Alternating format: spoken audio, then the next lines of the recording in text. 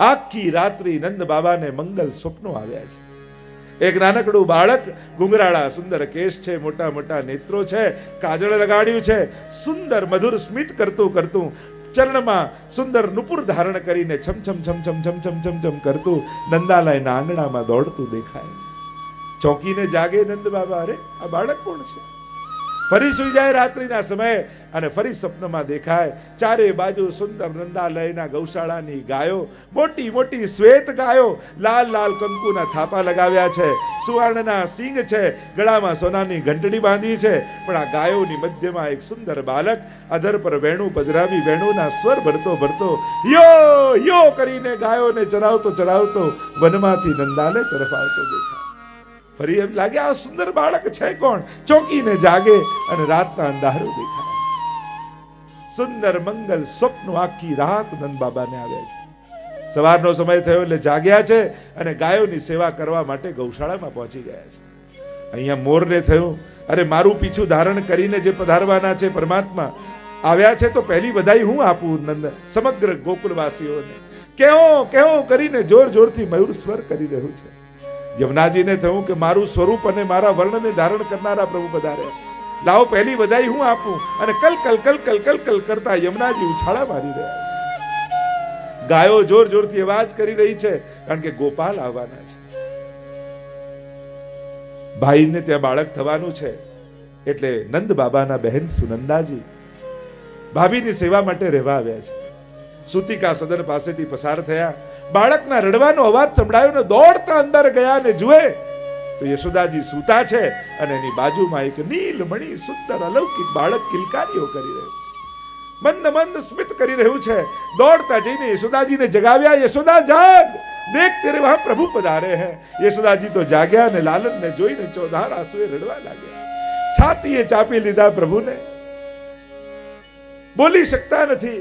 સુનંદાજીને થયું કે પહેલી વધાઈ નંદ બાબાને જઈને હું આપું.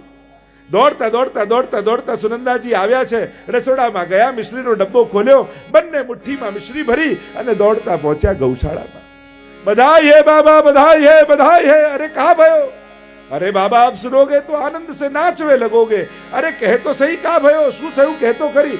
અરે બાબા આપ સાંભળશો તો આનંદમાં આવી જશો, નાચવા લાગશો, કૂદવા લાગશો. પણ કહેતો ખરી શું થયું? અને જ્યાં બોલવા જાય ને મોઢામાં આપી મિશ્રી અને સુનંદાજી બોલ્યા, નંદ ઘેર આનંદ ભયોના ધ્વનિ ગોકુલમાં ગુંજ્યા છે. જો 3 પ્રકારના વડીલોની કથા ભાગવતમાં છે. વડીલો બહુ ધ્યાનથી સાંભળે. સિનિયર સિટીઝન 3 છે ભાગવતમાં મુખ્ય રૂપે. એક છે ધૃતરાષ્ટ્ર, બીજા છે ભીષ્મજી અને ત્રીજા છે નંદ બાબા. ધૃતરાષ્ટ્રના ચિત્તમાં મારું અને તારું જ છે. મામકાહ પાંડવાશ્ચૈવ કિમ અકુર્વત સંજય. આ મારા અને તારા પાંડવરા શું કરી રહ્યા છે? અને જે અમુક ઉંમર પછી પણ જો મારા તારામાં પડે ને તો યુદ્ધ સિવાયના જીવનમાં બીજું કાંઈ ન મળે.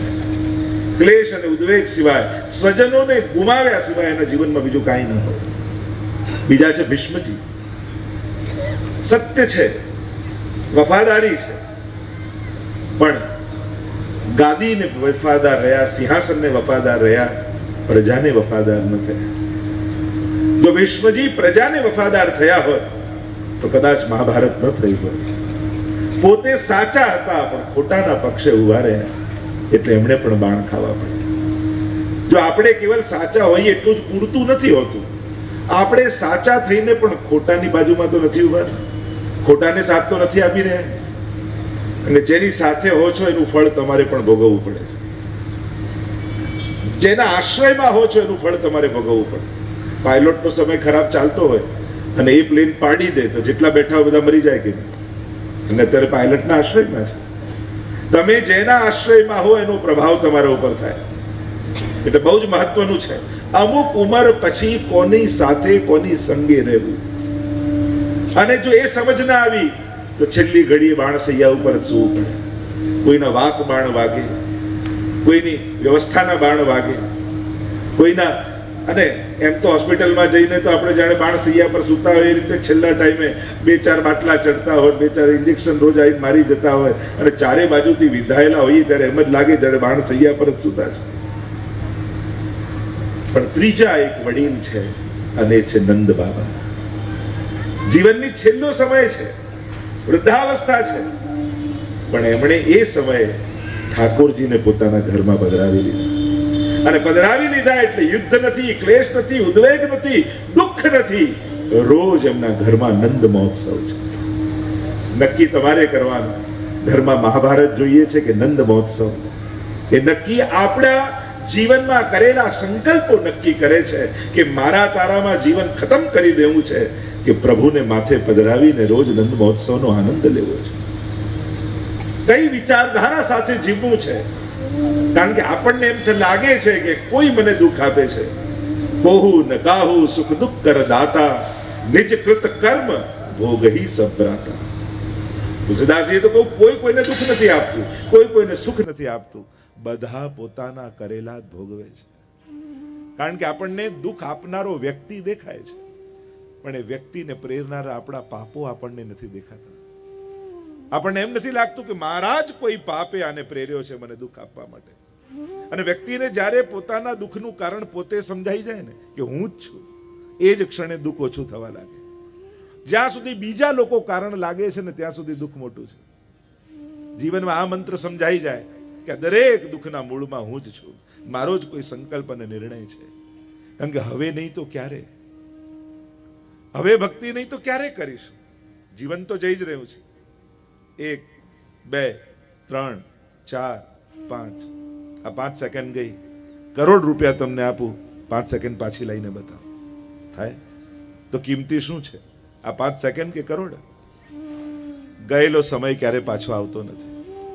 જે અનુકૂળતાઓની પ્રતીક્ષામાં બેઠા છે ને કે આ બધું ગોઠવાઈ જાય, બધા પરણી જાય, બધું આમ થઈ જાય, પછી સેવા કરવું, પછી ભક્તિ કરવું, તો જીવનમાં બધું ક્યારે કોઈનું ગોઠવાયું નથી. અવ્યવસ્થામાં જ શરૂ કરવું પડે. જે વ્યવસ્થાઓની પ્રતીક્ષામાં બેઠા છે એ ક્યારે કરી શકતા નથી, અને જે કરવા લાગે છે ભગવાન એનું બધું ગોઠવી આપે છે. તમે જ્યારે એના આશ્રયમાં આવી જાઓ છો, એના ચરણને પકડી લો છો, એની ભક્તિમાં જોડાઈ જાઓ છો, ત્યારે ભગવાન જ તમારી બધી વ્યવસ્થા કરી દે.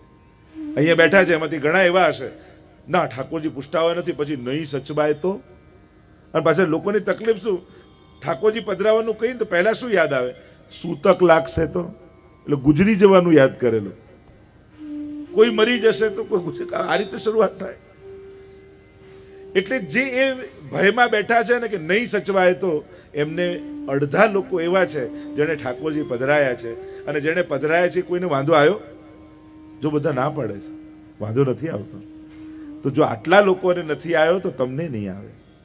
શરૂ જ કરી દો. હવે નહીં તો ક્યારે કરીશું? આપણે કયા સંજોગોની રાહ જોઈને બેઠા છે કે આખા ગામવાળા બધા ભેગા થઈને આવે અને પછી એમ કે ચલો હવે ઠાકોરજી પધરાવો, ભક્તિ કરો, અને હવે અમે તમને લોકોને હેરાન નહીં કરી. આવો કોઈ દિવસ આવવાનો છે? અરે ના, શરૂ જ કરો. એક માળાથી શરૂ કરો, એક ઝારી ભરવાથી શરૂ કરો.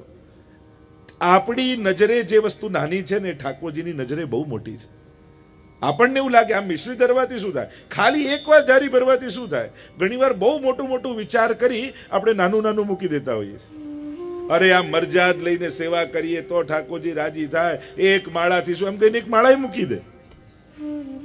જો આખી હોસ્પિટલ ન બાંધી શકો, એકની દવા તો કરાવી શકો ને, એકનો ઈલાજ તો થાય, એ પણ સત્કર્મ જ છે. આખી સ્કૂલ ન બાંધી શકીએ, એકને ભણાવી તો શકીએ. અરે અષ્ટયામ સેવા ન કરી શકીએ, એકવાર ઝારી તો ભરી શકીએ. એનાથી તો શરૂઆત કરીએ. લોકો કે અમને તો આવડતું નથી તો ક્યાંથી કરીએ? લોજિક કેવા રોંગ હોય છે. આ તો એમ તો મને તરતા આવડી જાય ને તો જ પાણીને અડું, તો ક્યારે તરતા આવડે? કરો તો આવડે, નથી આવડતું તો વધારે વાર કરો તો જલ્દી આવડી જશે. સાચો લોજિક તો એ જ છે. આપણે લોજિક એવા આપે કે નથી આવડતું એટલે નથી કરતા. અરે કરીએ તો આવડે, ઠાકોરજી જ શીખવાડે. કથામાં તમે બેઠા છો, 3 દિવસની આ કથામાં કોઈ શુભ સંકલ્પ જરૂર કરજો. જેના જીવનમાં કોઈ સંકલ્પો નથી હોતા ને, એનું જીવન બહુ નબળું હોય છે. કોઈ પણ ક્ષણે એના હાથે પાપ થવાની સંભાવનાઓ રહે છે, જેના જીવનમાં કોઈ નિયમ ન હોય. એક નાનો સરખો પણ નિયમ રાખો. આટલી વાર ભગવત નામ લેશે. એક સવારે ઉઠું ત્યારે, ઉઠો ને પથારીમાં 3 વાર શ્રી કૃષ્ણ શરણમાં મનમાં બોલી લેવા. દુકાને જાઓ ત્યારે 3 વાર બોલીને જાઓ. પહેલો દિવસમાં મોઢામાં કોળીઓ મૂકો ને ત્યારે પ્રભુનું નામ લઈને મૂકો, અને રાતના સુવો ત્યારે ઠાકોરજીનું નામ લઈને. હવે આમાં તમે તમારા લોજિક આપો કે મને સંસ્કૃત નથી આવડતું, મને ગાતા નથી આવડતું, મને પાઠ નથી આવડતું, આમાં કંઈ ખરી જરૂર નહીં ને. આ તો થાય એવું છે ને. હા તો પાડો. જો જેણે હા પાડી છે ને કાલથી શરૂ, તમે જ હા કહી છે, અને આમાં શું જતું રહેવાનું છે? મહાપ્રભુજી તો આજ્ઞા કરે કે 24 કલાક ભગવત નામ લો, પણ આપણા માટે સંભવ નથી, સંસારમાં રહીએ છીએ, નથી થતું. તો ચલો આટલું તો કરી શકીએ ને. મોઢામાંથી પહેલો શબ્દ નીકળશે ને એ ઠાકોરજીનું નામ નીકળશે, એટલો તો સંકલ્પ થાય ને કે પહેલું હું બોલીશ એટલે ઘરના કોઈને પણ જય શ્રી કૃષ્ણ કરીને શરૂઆત કરીશ વાત કરવાની. બધું પ્રભુને ધરીને લેવું જોઈએ. હવે આપણા માટે સંભવ નથી. ચલો પહેલી વસ્તુ મોઢામાં જે મૂકીશ ને એ ઠાકોરજીની ધરેલી વસ્તુ મૂકીશ, પ્રભુનો પ્રસાદ મોઢામાં મૂકીશ. આટલું તો થઈ શકે. ઉગડે ને પહેલા દર્શન શ્રીનાથજીને થાય. આપણા ગોપાલલાલજીનું ચિત્ર દરેકના ઘરે બિરાજતું હોય, અને જાગતાની સાથે નિયમ લો પહેલા ગોપાલલાલજીના દર્શન કરો. અને જેના આંખોમાં ગોપાલલાલ વસ્યા છે એનું અમંગલ કોણ કરી શકવા? મંગલનો નિધિ પરમાત્મા છે. આપણા જીવનમાં અમંગલ આપણે જ નોતરતા હોઈએ. જો શર્ટનું પહેલું બટન ખોટું લાગે ને તો બાકી બધા બટન ખોટા લાગે, તો પહેલું બરાબર લાગે ને તો આપમેળે બધા બરાબર લાગે. એમ જેમ જેના દિવસની શરૂઆત ખોટી થાય ને પછી બધું ખોટું જ થતું જાય. શરૂઆત સારી કરવી. શાસ્ત્ર એમ કહે છે સારી શરૂઆત એ સફળતાની નિશાની છે. જેનો આરંભ સુંદર હોય ને એનો અંત પણ સારો હોય. દિવસની શરૂઆત ભગવત નામથી. કોણ જાણે? ખબર નથી સાંજમાં હોઈશું કે પણ નહીં, કોને ખબર? એટલે હું તો કહું, મંગળા દર્શન કરવા આવો ને, મંગળાના દર્શન એટલે ઠાકોરજીના આશીર્વાદ લેવાનો સમય કે પ્રભુ આપ રાજી થાઓ ને એવો મારો દિવસ છે, એવી કૃપા કરો.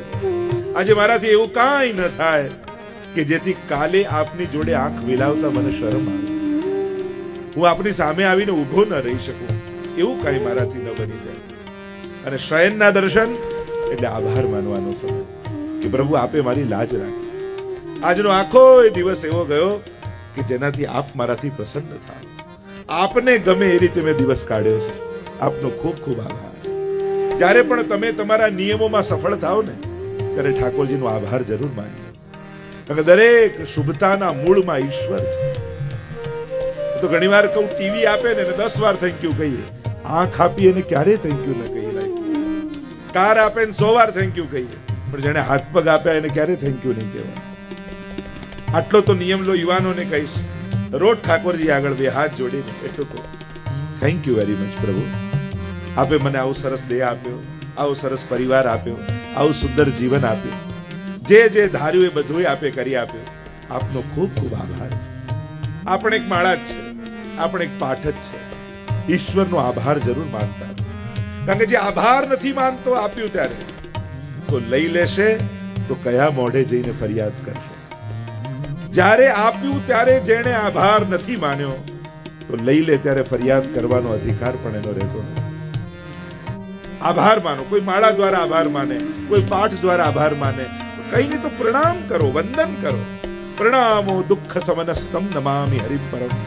ભાગવતજીના અંતિમ શ્લોકમાં ભગવાનને પ્રણામ કર્યા છે. વંદન પણ એક ભક્તિ છે. બીજું કાંઈ બહુ ન આવડતું હોય, બહુ સમય ન રહેતો હોય, એક નિયમ જરૂર બનાવો. ઘરનો એક ખૂણો જ્યાં ભગવાન બિરાજે છે, અને દરેકના ઘરમાં એક ખૂણો હોવો જોઈએ. દરેક માટે વ્યવસ્થા હોય.